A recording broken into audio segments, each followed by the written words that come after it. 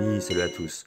Voilà, j'aimerais ce matin vous parler d'une pratique en psychothérapie que j'utilise beaucoup, que j'affectionne tout particulièrement et que je trouve très très efficace et très utile au quotidien.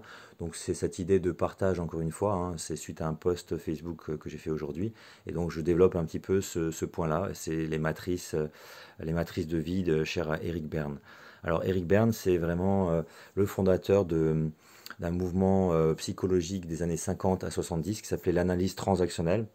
C'était un psychiatre et psychothérapeute d'origine canadienne qui s'est vraiment illustré pour des concepts clés, hein, comme les différents états du moi, l'état parent, adulte, enfant.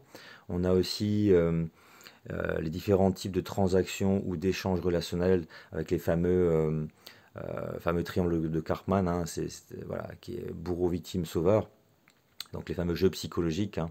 D'ailleurs, je vous recommande à ce sujet le visionnage du film 8 mai, où vous trouvez aussi Gérard Jugnot qui joue le rôle d'un psychologue praticien d'analyse transactionnelle. C'est très très intéressant. Voilà.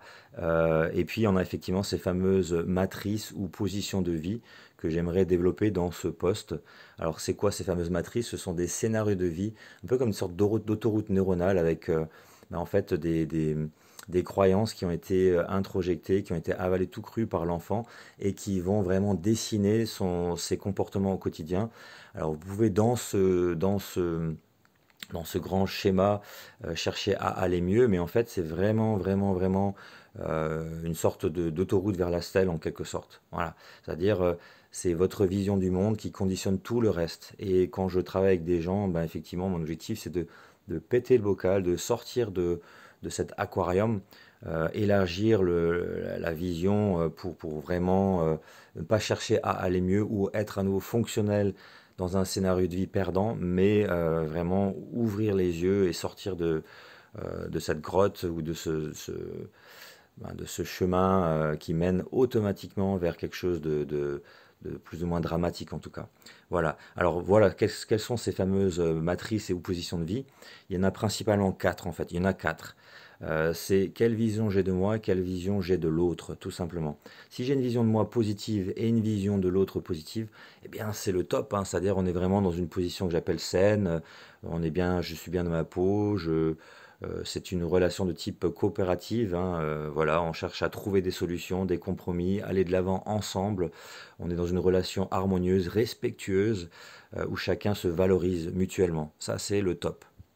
À l'inverse, on a une position où j'ai une vision de moi négative et une vision de l'autre négative. Et là, c'est vraiment le côté je me referme, je suis replié dans l'inhibition, je suis désabusé, je verse dans le cynisme, la dépression.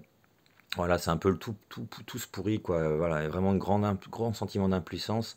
Et du coup, là, bah, s'il y a un flingue à proximité, voilà, c'est pas le top, hein, du coup. Voilà. Et entre les deux, maintenant, on a les fameux cycles un peu bourreau, victime, sauveur. C'est-à-dire, par exemple, si moi j'ai une vision positive, forte, gagnante de moi, mais par contre que je vois l'autre comme inférieur, comme une merde en quelque sorte, et ben là, du coup, on a toutes les relations qui s'articulent autour de dominant-dominé. Voilà, et là, du coup, bah, je me montre arrogant, méprisant. Il y a ce côté, voilà, je me sens supérieur, hein, voilà, il y a un côté un peu, on retrouve beaucoup là-dedans, beaucoup de chefs d'entreprise, ou en tout cas des personnes un peu de pouvoir, hein, qui manquent, enfin toutes les personnes qui sont considérées comme peu empathiques, hein, qui écrasent les autres, voilà, là, on a les sadiques, on a le fameux pervers narcissique, voilà, cette fameuse catégorie là qui a émergé récemment. Voilà, c'est vraiment une position où je vais chercher à dévaloriser, écraser l'autre. C'est ce que j'appelle moi un faux pouvoir parce que bien sûr c'est un mécanisme de défense, hein. C'est-à-dire derrière ça il y a un petit qui n'est pas bien dans sa peau et qui s'est construit avec une armure souvent de contrôlant, voilà, quelqu'un qui va chercher à compenser son mal-être, voilà, par une avidité compensatoire. Voilà. Et ben voilà, la quatrième position, bah, c'est l'inverse. C'est-à-dire que moi, j'ai une image de moi négative et je vois les autres comme plus forts, comme meilleurs, comme supérieurs. Et là, dans ce cas-là, ben effectivement, c'est moi qui suis soumis. Je m'auto-dévalorise, je me sens écrasé, je suis la fameuse victime, souvent avec le profil masochiste, hein, c'est-à-dire je me sens impuissant et je vais tout faire pour essayer de rendre l'autre heureux, même ce que je ne ferai pas pour moi-même. Voilà, dans l'espoir, le faux espoir que eh bien, je récolterai des miettes d'amour. Voilà, et c'est ce qui fait que ça perdure. Et ça, c'est du pain béni pour justement l'autre profil, hein, qui cherche à écraser le fameux bourreau. Voilà. Et là, on est dans une logique d'accommodation, c'est-à-dire une tendance à la fuite, la passivité, et on est pétri de peur. Voilà les amis, bah, j'espère que ce post vous a permis d'un petit peu de clarifier les choses.